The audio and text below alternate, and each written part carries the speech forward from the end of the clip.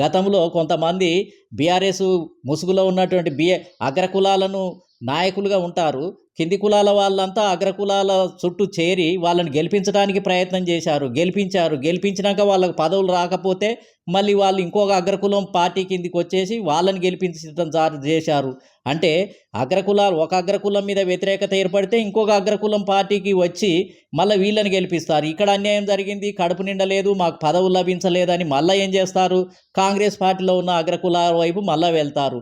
ఈ విధంగా గతంలో కొంతమంది మార్క్సిస్టు ముసుగులో ఉన్నటువంటి మేధావులు, నాయకులు, కొంతమంది ఎస్సీ ఎస్టీ బీసీ నాయకులు, మా సమూహంలో ఉన్నటువంటి నాయకులు దీన్ని ఒక తతంగనంగా నడుపుతున్నారు. అగ్రకులాలను గెలిపించేది వీళ్ళే, వీళ్ళు మంచోళ్ళని చెప్పడం వీళ్ళే, కేసీఆర్ ఇంద్రుడు చంద్రుడు మొనగాడు, ఈయన వల్ల అనేక లాభం రాబోతుంది అని గతంలో అందరూ కేసీఆర్ చుట్టూ తిరిగి భజన చేసినటువంటి వాళ్ళే.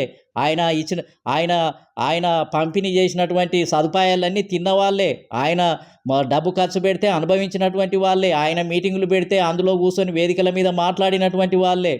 మళ్ళీ ఏంది అని అంటే గెలిపించేది వాళ్ళే, మంచోడని చెప్పేది వాళ్ళే, కేటీఆర్ గొప్పోడని చెప్పేవాళ్ళు వాళ్ళే, కవితమ్మ తెలంగాణ ఉద్యమంలో బాగా పాల్గొన్నది, బతుకమ్మలాడిందని ఆమె చుట్టూ తిరిగినటువంటి వాళ్ళు కూడా ఈ ఎస్సీ ఎస్టీ బీసీలలో చాలామంది ఉన్నారు, పొగిడారు.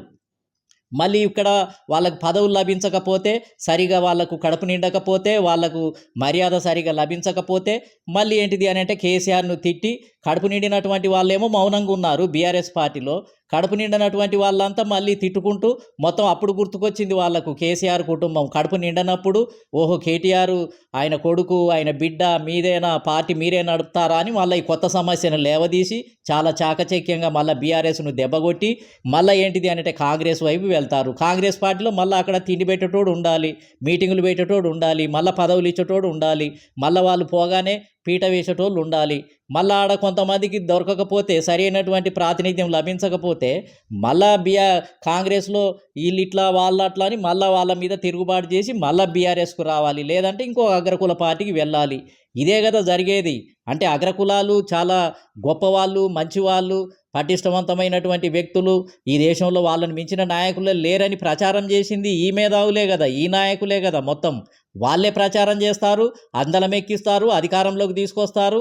మళ్ళీ వాళ్ళకు పదవులు లభించకపోతే వాళ్ళ మీదనే పోరాటం చేస్తారు. మళ్ళీ ఇంకొక అగ్రకులముని ఎన్నుకుంటారు. వాళ్ళు ఎవరైనా బహుజన సమాజ్ పార్టీలోకి వచ్చి చేరారా, లేకపోతే రిపబ్లికన్ పార్టీలో చేరారా, నారగొని పెట్టిన రాజ్యాధికార పార్టీలో చేరారా, లేకపోతే ఏమైనా వాళ్ళే ఒక బీసీ సంఘాన్ని, ఒక కొత్త రాజకీయ పార్టీని పెట్టుకొని ఇప్పుడున్న కాంగ్రెస్, బీజేపీ, బీఆర్ఎస్ పార్టీలకు ఆల్టర్నేటివ్గా మేము పోరాటం చేస్తున్నాము, అన్ని వర్గాలకు పంపిణీ చేయాలి అని ఈ మేధావి వర్గము వీళ్ళు ఎవరైతే మాట్లాడుతున్నటువంటి మాజీ కమ్యూనిస్టు ఉద్యమం నుంచి వచ్చినటువంటి వాళ్ళు ఎవరైనా వీళ్ళకి అండదండగా ఉన్నారా, పేదవాళ్ళకి అండదండగా ఉన్నారా?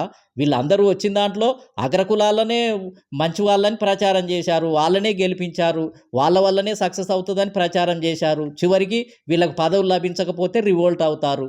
కాబట్టి ఈ పద్ధతి ఇది తెలంగాణ రాష్ట్రంలో కొనసాగుతుంది. ఇది కొనసాగటానికి వీల్లేదు. ఎవరు కూడా ఏంటిది అని అంటే జనాభా ప్రాతినిధ్యం ప్రకారము ఎమ్మెల్యే టికెట్లు, ఎంపీ టికెట్లు పంపిణీ చేయని ఏ పార్టీ కూడా ఇక్కడ బతకటానికి వీల్లేదు.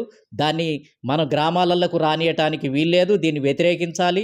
ఎస్సీ ఆ రకంగా మాట్లాడితేనే అప్పుడు ఈక్వాలిటీ రావడానికి అవకాశం ఉంది.